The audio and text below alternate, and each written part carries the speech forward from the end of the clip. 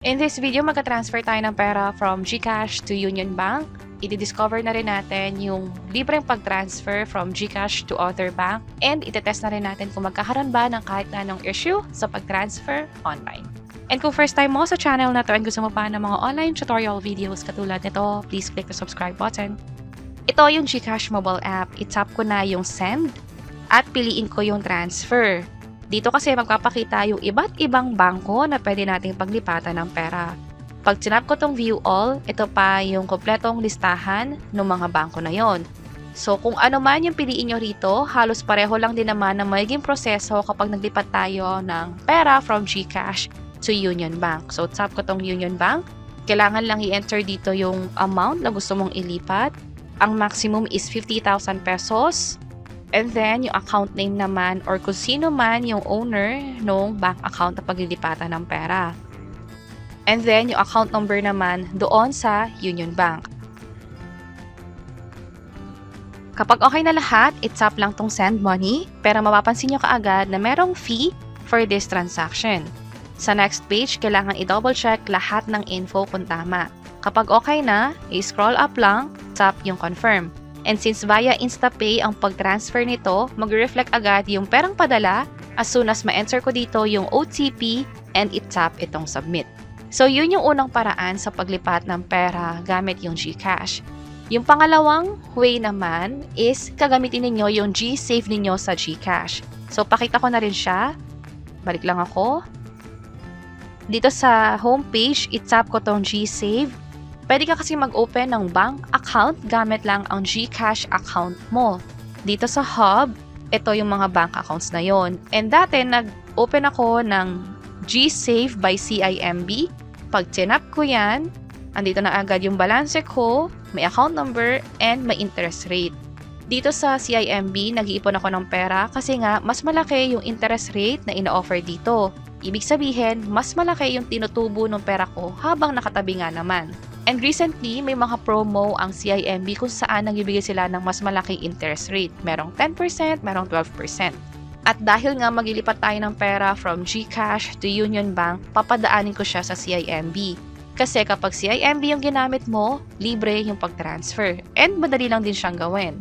So, itap ko na tong deposit and then maglagay ako ng 100 pesos dito. Again, itong 100 na to, ang bala kong ilipat papuntang Union Bank. Tap ko tong confirm. At mabilis na malilipat yung pera from GCash to CIMB na nasa GSave. So, yung balance ko dito sa GCash, 700 na lang. Nasa GSave na siya. So, tinap ko na yung GSave. And then, itap ko tong GSave by CIMB. At nadagdagan na yung pera ko dito. This time, pwede ko na tong ilipat. So, paano yon? Hindi na kayo gagamit ng GCash na mobile app. Wala kasing option dito ng transfer. Instead, i-open ko tong CIMB mobile app. Pwede nyo kasing i-link yung GSave account nyo rito. At kapag na-link nyo na nga, pwede nyo nang magamit yung mga features na meron dito sa app nila. Katulad ng transfer, buy, load, pay bills. Ang gagamitin natin is yung transfer na feature. And then, itap ko tong to other bank. Hanapin ko rito ang Union Bank. Wala siya sa umpisa, so hanapin ko siya sa bandang baba or i-search ko na lang. Type ko yung Union. And ito siya, Union Bank of the Philippines. Tap natin yan. At kompletuhin lahat ng information dito. Yung account name or kung sino man yung may-ari nung bank account na paglilipatan ng pera. And then yung recipient's account number.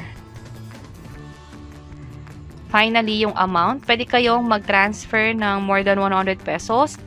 And mapapansin nyo rito is no fee or libre talaga yung pag-transfer. Pwede nyo rin itong iset as favorite para nga naman next time, hindi nyo na kailangan i-enter yung name, yung account number. Instead, yung amount na lang. Nilagay ko dito is UB.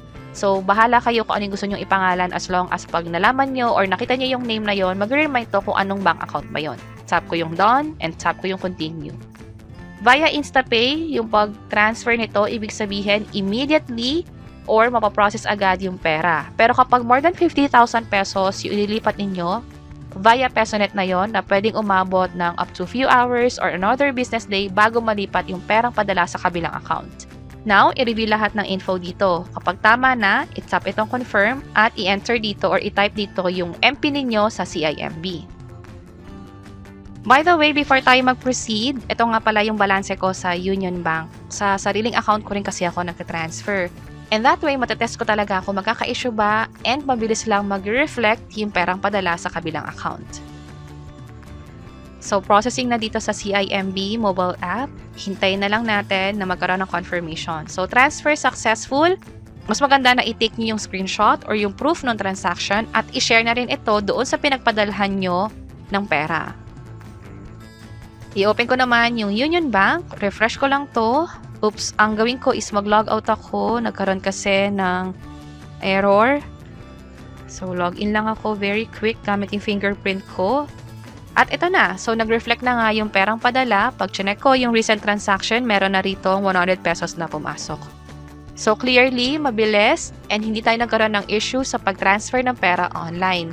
Pwede nyo piliin yung first option. May charge na 15 pesos. Pero kung gusto nyo libre, is pwede nyo gamitin yung CIMB by GSave ng GCash. And also kung paano i-link yung account na yon sa CIMB mobile app.